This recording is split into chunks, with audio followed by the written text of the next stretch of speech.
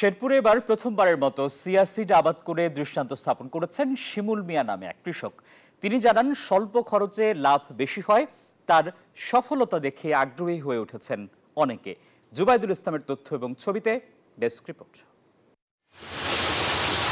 Chia seed মূলত মরু অঞ্চলের ফসল, দেখতে তিল কিংবা তিসির মতো।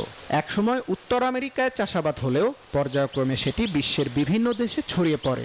এরই ধারাবাহিকতায় দেশে চিয়াসিডের পরীক্ষামূলক চাষাবাদ শুরু হয়। উচ্চমূল্য ও প্রচুর পুষ্টিগুণে সমৃদ্ধ এ ফসল চাষ করে শেরপুরে দৃষ্টান্ত স্থাপন করেছেন শিমুল মিয়া নামে এক কৃষক। দুশ্চিন্তা দূর করে আমাদের চিয়াসিডের যে ফলনটা, এটা আশানুরূপ অনেক ভালো হয়েছে। আলহামদুলিল্লাহ, আমাদের এখানে খারাপ ফলন হবে না, ইনশাল্লাহ আরো ভালো হওয়ার সম্ভাবনা আছে। শিমুল মিয়ার সফলতা দেখে চিয়াসিড উৎপাদনে আগ্রহী হচ্ছেন অনেকে।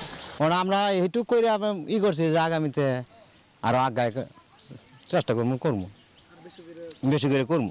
এটাই আছে, অনেক মানুষ আয়া। বান্ডেল থাকলে প্রতি সেনমানিতে টাকা বাঁচবে।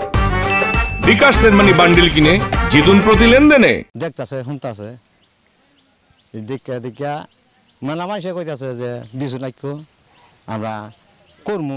গ্রামের পার্শ্ববর্তী লোকে করছে, আগামীতে ফসলও ভালো হয়েছে, আগামীতে নিয়ত করছে আমরাও করবো, দামেও ভালো। দেখতেছি তখন ভালোই, এর পরবর্তীতে আমরাও করবো, এই উদ্যোগটা নিতেছি আর কি। সম্প্রতি সদর উপজেলার তেঁতুলতলায় চিয়াসিডের উৎপাদন প্রযুক্তির উপর মাঠ দিবস অনুষ্ঠিত হয়। এ সময় কৃষকদের মাঝে চিয়াসিড চাষের সম্ভাবনা তুলে ধরেন গবেষণা বিভাগের কর্মকর্তারা। এ সময় কৃষকদের সব ধরনের সহযোগিতার আশ্বাস দেন তারা। এই চিয়াসিডটাকে আমরা বেছে নিয়ে চাষাবাদ করাতে পারি, কৃষকদেরকে আমরা যদি উদ্বুদ্ধ করতে পারি, তাহলে কৃষক এবং দেশ আর্থিকভাবে লাভবান হবে এবং পুষ্টির চাহিদা পূরণ হবে আমার বিশ্বাস। চিয়াসিড একটি অত্যন্ত পুষ্টিকর খাবার। এতে আছে দুধের চেয়ে 5 গুণ বেশি ক্যালসিয়াম, কমলার চেয়ে 7 গুণ বেশি ভিটামিন সি। তাই খাদ্য তালিকায় সপ্তাহে অন্তত 3 থেকে 4 দিন চিয়াসিড রাখার পরামর্শ চিকিৎসকদের। তানভীর আহমেদ শান্ত, নিউজ 24।